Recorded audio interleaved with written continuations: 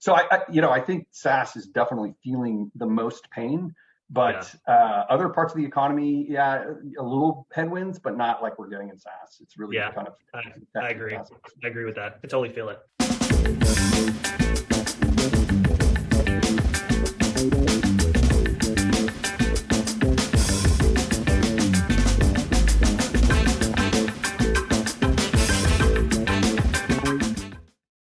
Well, I think that's maybe a good segue. I know, obviously, the main reason we're speaking today is, this Voices of Enablement series that we're doing, really focused on this topic of, is it a nice to have or is it a must have? Enablement in a recession. Yes. How do we kind of cut out the noise and focus on the things that matter? And is enablement part of that? Right.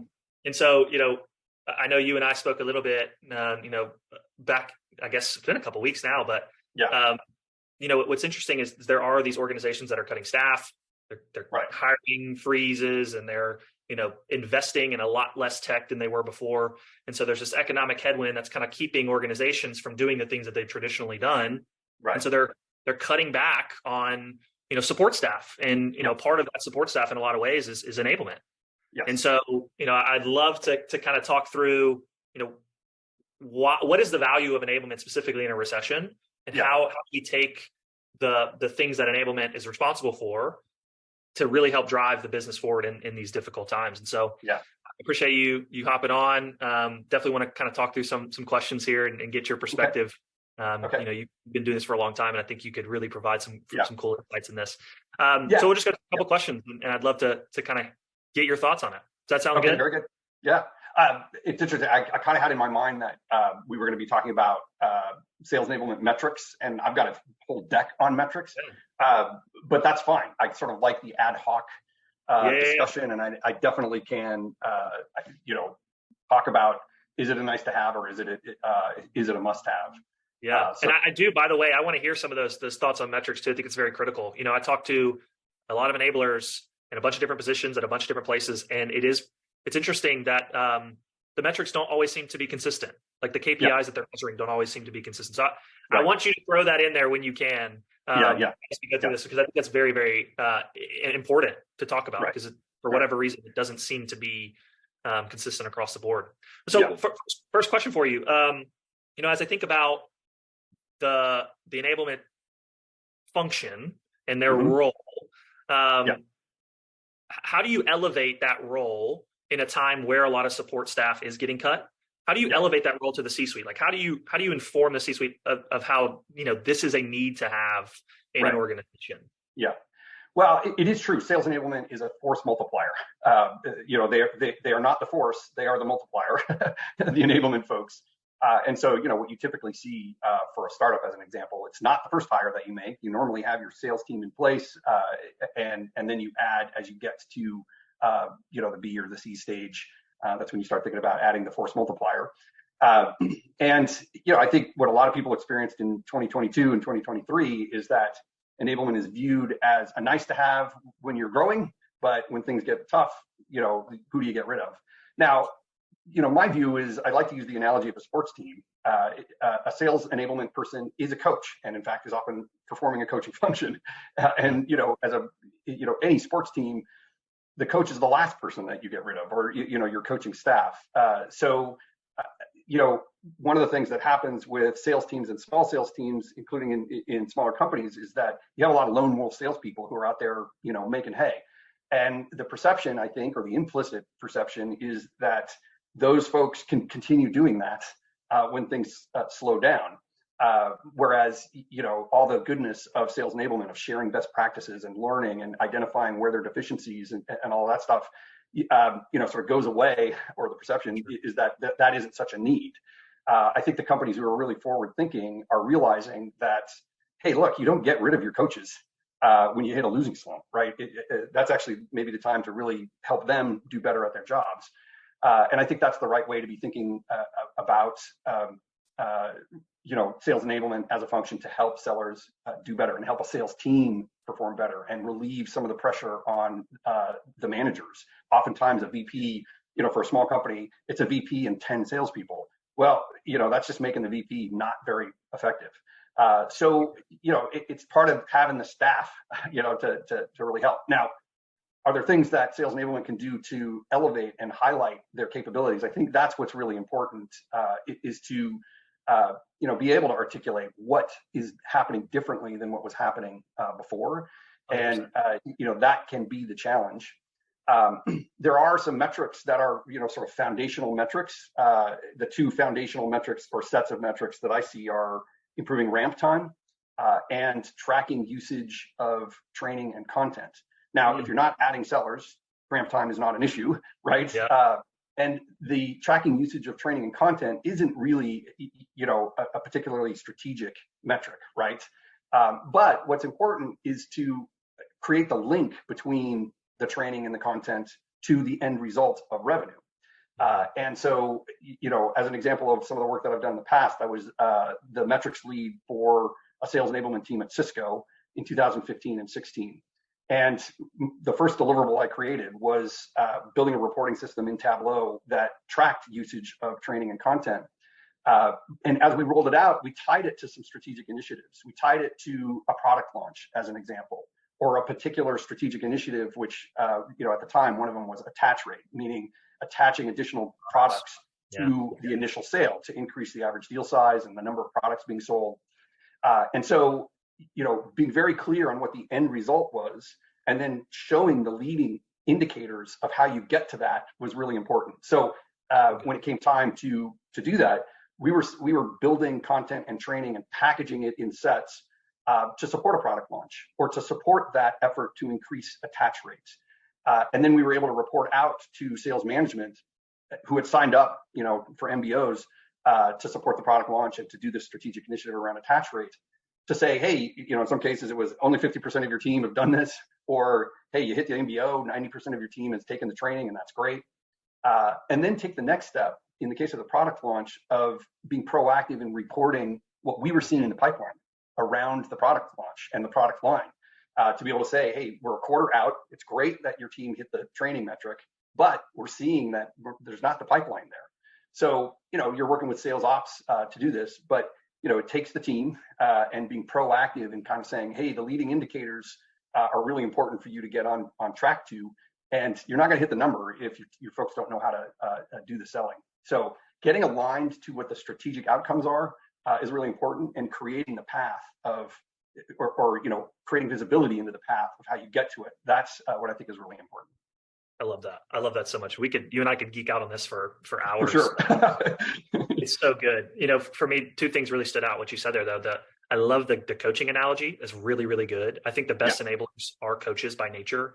For me, my manager is like my therapist. Right. Whereas my enablement team is my coach. And I think that's a really, really good analogy. And you're right. Like, who the heck would fire a coach when a coach is needed the most in that moment? It's really, really good. And then the other thing I really stood out, which is something that I've been really trying to understand more, is this concept of like, how can we find the right metrics to measure to prove my value to the business as an enabler?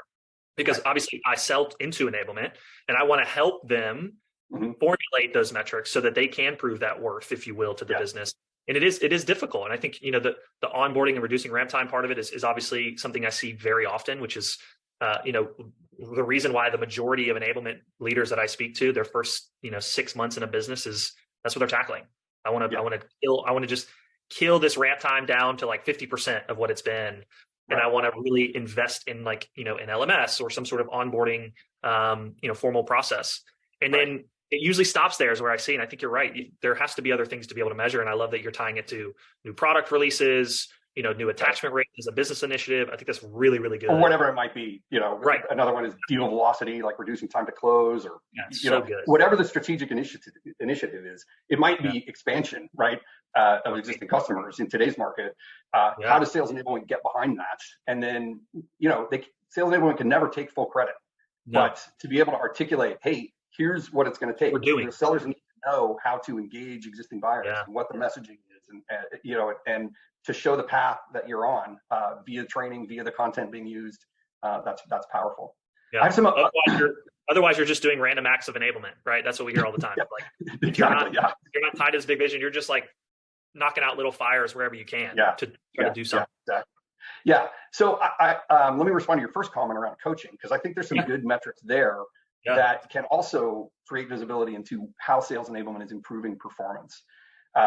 So for me, those baseline capabilities of ramp time and tracking usage, those are baseline.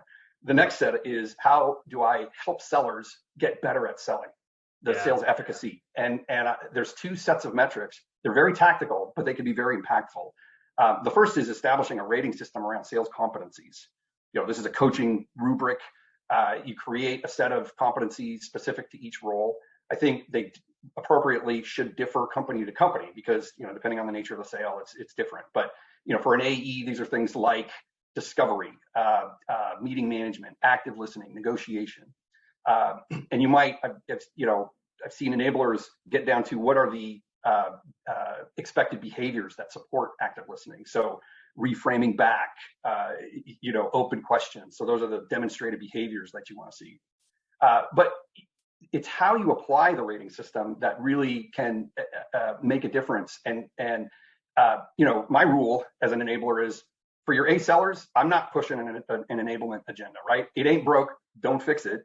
I love that. What enablement is really trying to do is take your C sellers and make them B sellers, and make your B sellers into A sellers. And if you're dealing with somebody who's really underperforming, then you establish the competency rating. You do that with sales management. You apply it, so you assess somebody, and then you work with them to say, okay, well, here are the areas where you're really struggling, and so let's focus in on that. And if you're able to show that the seller is improving, and if you do that, ultimately they're going to be closing more deals, then that's a super appropriate way. The objective is not to say, hey, look at the rating system and the result of it. It is to say, hey, look, I worked with the sales manager and I worked with the C sellers, and we're starting to see the results of their performance. So that is a really explicit path that you can see. Another one that I've implemented that I think is super powerful also, and it's not that hard to implement, frankly, is a deal scoring mechanism based on a sales methodology. Now, when you think deal scoring, you think, oh, that's a sales ops function. It's for forecast accuracy, blah, blah, blah. Well, first of all, I think it's really important that sales enablement, that every company establish a sales methodology, just a common nomenclature. It might be bespoke for your company. Yes. There's a lot of sales methodologies. I don't think there's any one right sales methodology. It's whatever you're able to create and or implement and make work for your company, and it's a standard nomenclature.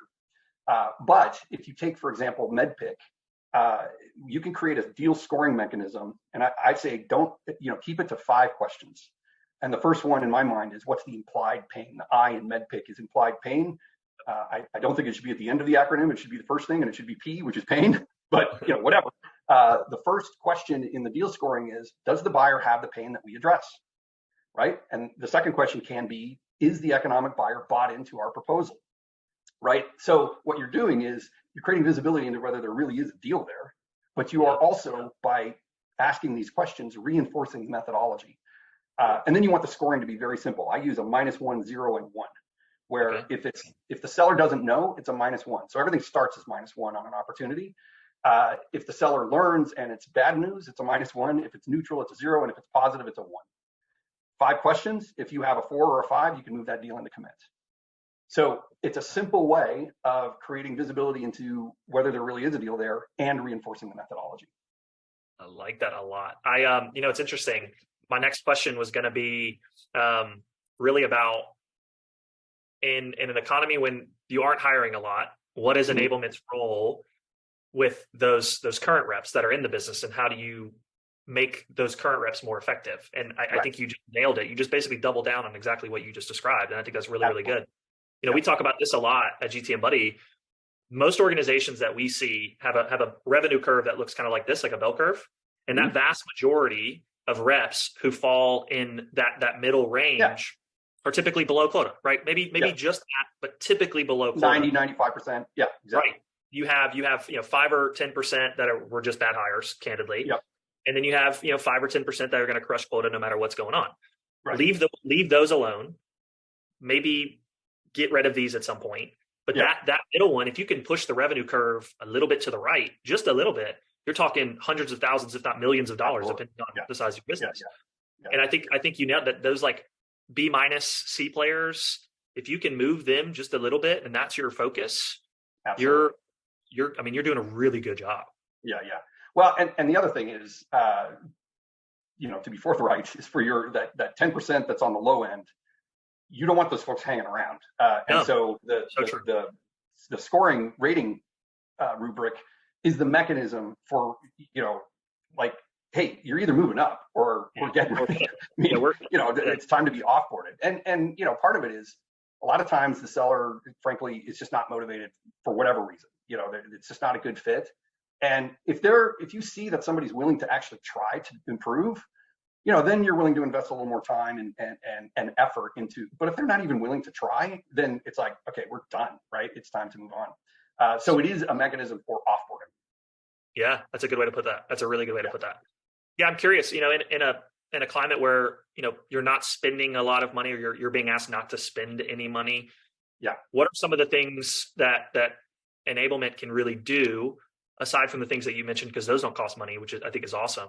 But what are some of the things that enablement can do for like more of the training parts, right? Like I can't go hire, some outside company to come in and do a full blown, training 3-day, extensive. What are some of the things that you've seen done or that you've done yourself that really help move the needle for those reps in understanding how to do just sales methodology better, for example? Right. Exactly. Yeah. So hopefully your sales enabler is somebody who can do training themselves, like build the decks, do the presentation, do the follow-up, et cetera. But I think also what's really important is having a diagnostic to be able to see where you should focus, right? Most methodologies really sort of focus in on the qualification and the discovery, which is appropriate, right? But there's a lot of stages that follow after that. I think you kind of have to have the qualification and discovery stuff, really nailed down. So that's where the methodologies, I think, really come into play. And so, if you don't have that, that to me is where you should probably start, because, you want to be working on deals that have a good chance of closing, and that's what those allow you to do. But let's say that you have that in place. Then you say, okay, well, where is our biggest need? And that can be for an individual seller, that can be for the whole team, it can be for individual teams. And this is another metric that I've used in the past, and I don't see a lot of companies who use this metric, which is the conversion rate phase to phase through each stage of the sales process. What you often see is that marketing is, they're looking at their channels and they're measuring conversion rate, and it gets to MQL, and then, we did our job. And you might see that there's some tracking of, okay, well, what's the percentage of MQL that turn to sales qualified opportunities or sales qualified leads, whatever you call it. To me, the marketers, one thing to do is to have marketing own that SQO number, the sales qualified opportunities. Don't have them own the MQL number. Have them own the SQO number. You don't want marketing creating 1,000 leads with 5% conversion. You want them creating 100 leads with 50% conversion, right? Because then you have a lot more time to work on those good leads. But my point is that I don't see companies who then measure qualify, define, demonstrate, propose, negotiate. So to be able to measure at each stage, that then becomes the diagnostic of, oh, well, our team is really struggling at the demonstrate phase, right? We're seeing too high or too low a conversion, right? So being able to see, you need some deal flow and some time to be able to get this. But with that time and data, you can then diagnose where to focus. And then it also is the mechanism by which you can measure ROI, right? So if you want to improve conversion rate at the demonstrate phase, then what's the before and the after, right? You run an enablement program to improve demonstration capabilities. You make the changes, whatever, you're working with the SC team, blah, blah, blah. You want to see that it's moving from 20% to 5%, right? And if you're not seeing that, you need to do more, et cetera, right? So it is both a diagnostic and a means of measuring ROI. So it's super, super powerful. I'll just tell you, I came from a product marketing background, and early in my career, I worked for 4 different companies. The last 2 were startups. At the last one of those, I was running marketing, and that mostly meant it was a very early stage SaaS company, and it mostly meant it was about demand gen. And it was my first time managing sales development. Talk about a learning curve. Like, I'd been in the ivory tower. I was like, Had to actually get on the phone and talk to somebody and manage a team doing that, right? And owning a number, it was a big learning curve. Yeah. But what we did was implemented CRM, and we learned, hey, you should establish the sales process with these different stages. I mean, we were young and ignorant, and so we didn't like, oh, okay, it sounds great. But immediately we're like, oh, well, what we should do is see what's flowing through. So when we run a campaign, where are things falling out? And over the course of 3 years, we tweaked, we tuned, we added a phase here and there. We, just really refined it, eventually got the company profitable. We knew that if we spent 10 grand on a marketing campaign, we were going to get a handful of opportunities, and 40% of those were going to close. And so that enabled us to go out and sell the company. So it's a super powerful mechanism, but it's just not used very much. I don't see it used very often. It's something else. You think it's because it's probably harder to do than what you've been doing? Yeah, there's two issues with it. One is CRM systems, Salesforce and Dynamics CRM, they don't automatically capture the data. That's crazy. Yeah, specifically, they do not capture the date when an opportunity enters a new stage. So you could see a snapshot today, how many deals and what's the value at each stage, but you can't look back and see, okay, what was the value last month or last year, and nor can you see what flowed through. So it's a simple fix to add a date field, a stage date field, and have it automatically populate. It can be done in the background. Very simple to do that. Then the other thing, which is the age-old problem, is that the quality of the data, it's dependent on the sales reps keeping. No, not us. No, we're really good at that. We're really good at it. Right. So there's some things that you can do. If you skip stages, for example, then you have the system automatically populate the previous stage. There's things that you do, but you do want to work with sales management and the sellers to say, hey, look, the more accurate you get, the better we can make this. And by the way, this conversion rate stage to stage, again, you need some deal flow, but it can be applied to individual reps. Hey, here's where we see you, where things are falling out, right? So good. I was just thinking about it. So I've previously sold into e-commerce, and we talked a lot about conversion rate optimization. That's essentially what it is you build a funnel of your traditional flow for a consumer to come onto your site, and how many paths do they need to go through in order to convert. And then you start looking at where did they fall off? Where was the drop off? That's exactly what you're describing. Absolutely. They figured it out a long time ago. And that is like the thing that they will die on a hill trying to solve is how do we improve our conversion rate optimization? Yeah. Why are we not doing the same thing? I think that's a really good call out. And we do maybe need better tools, or at least better visibility. There's tools out there now. I was just speaking with someone yesterday that are doing, a lot of like win-loss analysis for after deals have slipped or won or lost. I think that's important, but I think that identifying those things in the middle is really good. What maybe makes go ahead. Well, just a quick thought that I think some of these analytics tools, 𝗀𝗃, Atrium, they capture those dates automatically. So if you're using them, then I think that information is available. Totally. Yeah, that's good. It makes me think though, I admit, Tom, how in sync do you have to be with RevOps?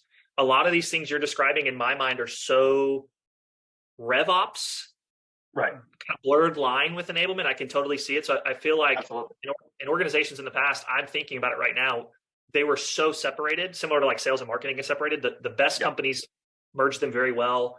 The vast majority of companies have them kind of siloed. You have RevOps sitting over there in this corner, and you got enablement sitting over there with the sales team. It's like there has to be, from what you're describing, I hate to use this word because it's overused, but the synergy between the two. Absolutely. Alignment. Yeah, I know this is the raison d'etre of GoMo Consulting. It is to create revenue engines, and that's all about having alignment across teams. I used to say that my objective is to create a bridge between marketing and sales, and that's not the right way to be thinking about things. It is actually to create an engine across all the different functions. It's not marketing and sales. It's product marketing, content marketing, growth marketing, sales ops or RevOps, sales enablement, sales management. You have to get them all working together. So the answer to your question is absolutely RevOps or sales ops and sales enablement have to be lockstep. How do you do that is the hard part.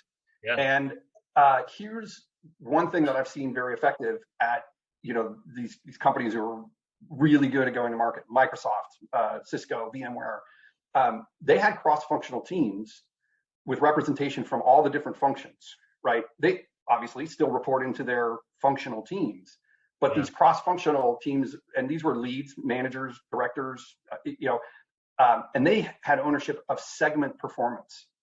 So they were cross-functional, saying, how are we doing in market? And what's the performance of what's our market share? What's our market size? Who are our target companies?